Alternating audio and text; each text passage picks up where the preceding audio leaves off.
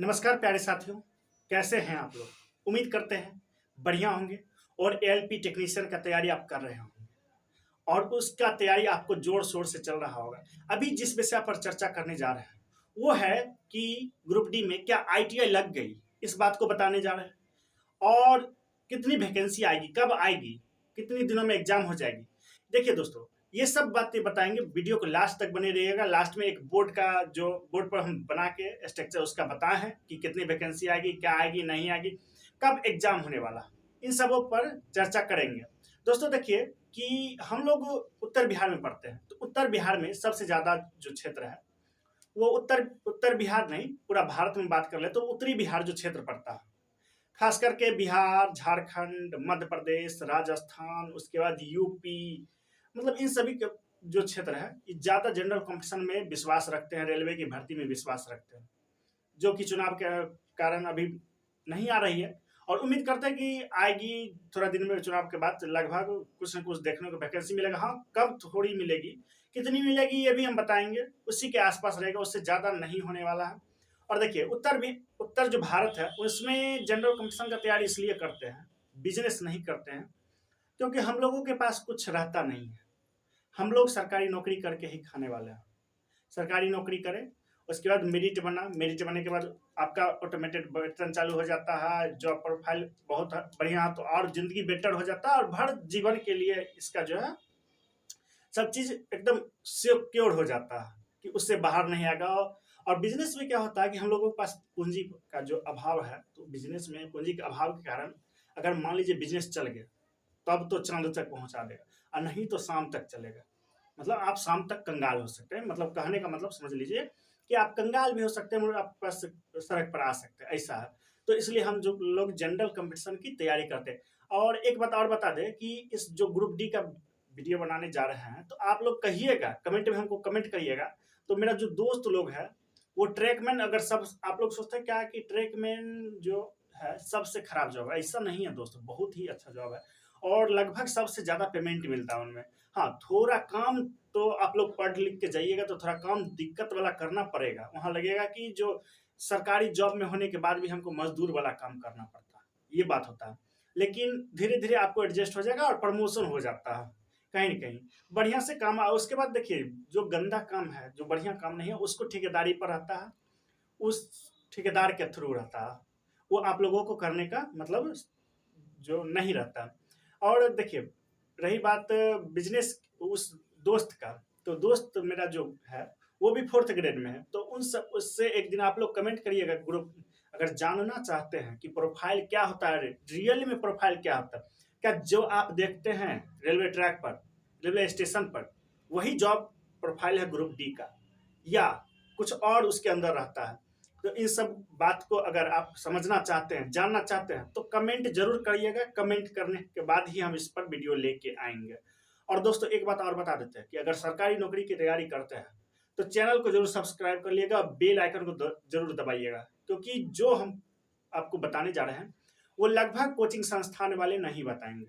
Coaching संस्थान वाले जो टीचर के रूप में व्यापारी हैं, वो आपसे रुपया ऐंठ लेंगे, आपकी तैयारी नहीं कराएंगे। पूरा भारतवर्ष की बात कर रहे हैं, कुछ 2 से 3% ऐसे टीचर हैं जो कम रुपया में बेहतर तैयारी करेंगे, या ज्यादा रुपया भी ले रहे हैं तो बेहतर तैयारी करेंगे, कुछ कोचिंग संस्थान वाले हैं। और हम लास्ट तक में आप लोगों को बुक बताएंगे, जो कौन कौन बुक से पढ़ना है, उस सब बुक को फॉलो करिए। और 100% गारंटी देते हैं कि आप लोग को रेलवे ग्रुप डी अगर सपना रखते हैं, रेलवे का कोई भी जॉब सपना रखते हैं, तो आप लोग का सिलेक्शन पक्का है। एक बात और बता दें कि अगर रेलवे में घुस गए तो ग्रेजुएशन पर हैं तो भी आप एएसएम बन सकते हैं, गुड्स गार्ड बन सकते हैं, अन्य जो उससे ऊपर वाला पोस्ट है उस पर जा सकते हैं। बस घुसने मात्र की देरी है, अगर दरवाजा के अंदर इन कर गए तो फिर पूरा बिल्डिंग आपका है, आपको जिधर मन है उधर जा सकते हैं।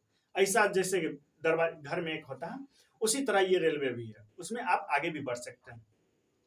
आइए हम लोगों के साथ जो एक दो लड़का थे, वो सब ग्रुप डी में अंतिम रूप से चयनित हुए थे और उनको आज गुड्स गार्ड का पोस्ट मिला है, एएसएम का पोस्ट मिला हुआ है। तो उसी तरह सबका कहीं ना कहीं प्रमोशन हो जाता है। इसलिए जो जॉब है बहुत ही अच्छा है, खराब कह नहीं सकते हैं, क्योंकि सरकारी नौकरी तो मिलना भगवान मिल जाता है, लेकिन कहा जाता है सरकारी नौकरी नहीं मिलता है। लेकिन तैयारी करते रहिए, आपको सरकारी नौकरी मिलेगा, भगवान नहीं मिलेगा, पहले सरकारी में नौकरी मिल जाएगा भगवान मिलने से पहले।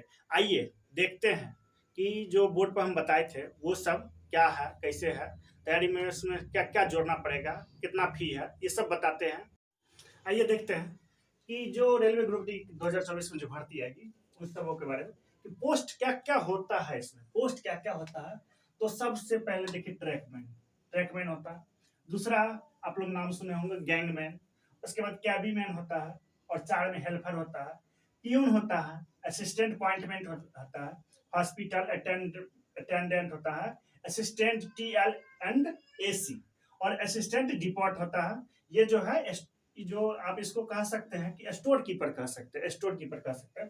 उसके बाद इसका जो एज क्राइटेरिया है वो कोरोना के कारण कुछ बढ़ा दिया जाएगा इस बार, क्योंकि भर्ती बहुत दिन पर आने वाली है, तो फिर उसका एज जो है कुछ छूट दे दिया जाएगा। इसे 18 से 33 कहा जाता है, इसका एज जो 18 से 33 है इसको, और 36 से 38 जो है ये सब आरक्षण के बाद हो जाता है। फी की जहां तक बात करें तो मेल अगर आप हैं तो फीमेल में 500 रुपया आपको फी लगेगा, और रेलवे रिफंड भी कर देती है फी। रेलवे आप एग्जाम देने जाएंगे तभी रिफंड आएगा, अगर एग्जाम नहीं दिया तो रिफंड नहीं आएगा। आपका जो फॉर्म भर्ती जो अकाउंट नंबर लगेगा उसी अकाउंट नंबर पर ये पेमेंट आता है। लगभग 500 लेता है, तो लगभग आपको 400 के लगभग, मतलब 400 से थोड़ा कम रिटर्न भी करता है। योग्यता देखिए 10 प्लस ITI, ये तो अब जो ITI नहीं किए उनके लिए तो थोड़ा दिक्कत होने वाली है, क्योंकि 10th प्लस ITI इससे पिछली बार भर्ती जो आई थी उसी में जोड़ दिया गया था, लेकिन बहुत स्टूडेंट हल्ला करने पर वो खत्म, ग्रुप डी में ITI को खत्म कर दिया गया था। लेकिन बोला गया था कि अगर अब भर्ती आएगी तो ITI आपको अनिवार्य कर दिया जाएगा, तो ITI आएगी। हाँ, लेकिन कुछ पोस्ट पर जो है, कुछ पोस्ट होगा, कहिएगा तो हम बता देंगे फिर से इसमें कि कौन कौन पोस्ट हो सकता है। तो कुछ पोस्ट में आपको सिर्फ 10th प्लस ही मांगेगा। और देखिए 10th प्लस ITI लगाने का मतलब होता है टेक्नीशियन के लगभग, तो आपको टेक्नीशियन में ज्यादा चांस रहेगा कि प्रमोशन हो जाए। ये भी एक सुविधा जो ITI की है उनके लिए बहुत बड़ा अपॉर्चुनिटी है। अब देखिए सिलेक्शन प्रोसेस में क्या हो सकता है। सिलेक्शन प्रोसेस बस ये एक रेलवे का पहला एक एग्जाम है जिसमें 1 डे एग्जाम होता है और सब सिलेक्शन होता है, नहीं तो सब 2 डे एग्जाम होता है। PT निकालिए, मेंस निकालिए, लेकिन इसमें पहला होता है CBT, कंप्यूटर बेस्ड टेस्ट हो जाएगा। उसके बाद फिजिकल होगा, उसके बाद DB प्लस मेडिकल कराएगा और आपको ज्वाइनिंग करवा देगा। देखिए 100 क्वेश्चन रहता है, 100 क्वेश्चन 100 मार्क्स का रहता है, 100 क्वेश्चन 100 मार्क्स का। टाइम आपको टोटल देगा 90 मिनट। टाइम कितना देगा? 90 मिनट देगा। और निगेटिव जो है 1/3 है, मतलब 3 गलती करेंगे आप तो 1 नंबर सही में से आपको काट लिया जाएगा। और आइए क्वेश्चन की बात करते हैं कि कौन सेक्टर से कितना क्वेश्चन रहता है।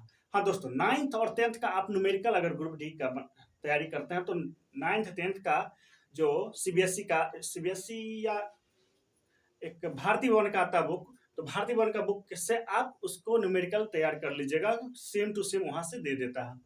और उसके बाद देखिए जीके और करंट अफेयर्स, जीके और करंट अफेयर्स 20 क्वेश्चन रहेगा, इस दोनों मिला के जीके और करंट अफेयर्स मिला के 20 क्वेश्चन रहता है। साइंस में 25 क्वेश्चन, टोटल साइंस में 25 क्वेश्चन रहता है, जो 9th 10th लेवल तक का रहता है, उससे ऊपर नहीं आएगा। हो सकता है ITI अगर अनिवार्य कर रहा है तो 1-2 ITI से भी आपका जो ट्रेड है, इलेक्ट्रिशियन फिटर उस सब में से 1-आध क्वेश्चन रहेगा, लेकिन 99.99% मान के चलिए कि 10th प्लस ही रहेगा। उसके बाद मैथ, जो अर्थमेटिक एडवांस थोड़ा बहुत है, एडवांस बहुत कम रेलवे में पूछा जाता है, लेकिन एडवांस भी पूछेगा, 25 क्वेश्चन रहेगा। उसके बाद रीजनिंग 30 क्वेश्चन, टोटल मिला के 100 हो जाता है। और फिजिकल की जहां तक बात करें, अगर इस सब आप CBT एग्जाम क्वालिफाई कर गए तो CBT एग्जाम क्वालिफाई करने के बाद आपको फिजिकल के लिए मेल को जो है क्या करना पड़ता है, 35 kg उठाना पड़ता है। 35 kg आपको कैरी करना पड़ेगा। और कितना दूरी तक? ये 35 kg आपको 100 मीटर तक। जिनको आदत दोस्तों नहीं है वो उनसे उठता नहीं है। हम पहले बता दें कि जिनको 35 kg उठाने का आदत नहीं है, जो शहर के रहने वाले हैं, उन लोगों में से बहुत से मतलब कमजोर रहते हैं, तो ऐसे एग्जाम तो निकल जाता है, लेकिन ये 35 किलो 100 मीटर तक नहीं उठता। अगर उठा लिए तो उनको 2 मिनट में भी पहुंचाना मुश्किल हो जाता है, क्योंकि 2 ही मिनट 100 मीटर की दूरी पर देता है समय। और रनिंग, फिर उसके बाद रनिंग कराएगा। रनिंग में 1 किलोमीटर की रनिंग होता है, 4 मिनट 15 सेकंड तक की रनिंग होती है। उसके बाद फीमेल की बात करें, फीमेल भी इसमें बढ़ चढ़ के हिस्सा लेती है ग्रुप डी में पूरा। उसके बाद देखिए कि क्या इसमें 20 kg उसको फीमेल को जो है उनको 20 केजी मिलेगा, 20 केजी। और वो भी 100 मीटर जाएंगे, 100 मीटर जाएंगे और 2 मिनट में उनको भी मिलेगा। ठीक है, उनको वजन कम होता है, फीमेल का वजन कम होता है, लड़का से 15 केजी लगभग कम होता है। और रनिंग 1 किलोमीटर इनको भी दौड़ना पड़ेगा, लेकिन इनको रनिंग में लड़का को जो है 4 मिनट 15 सेकंड मिला था, लेकिन इनको 5 मिनट 40 सेकंड 1 किलोमीटर का, 5 मिनट 40 सेकंड, मतलब आराम से जा सकते हैं। दोस्तों रही भर्ती की वैकेंसी की बात, वैकेंसी कब आएगी, तो देखिए कि इसका लगभग अक्टूबर नवंबर के आसपास भर्ती आएगी और ज़्यादा समय नहीं ले गई है।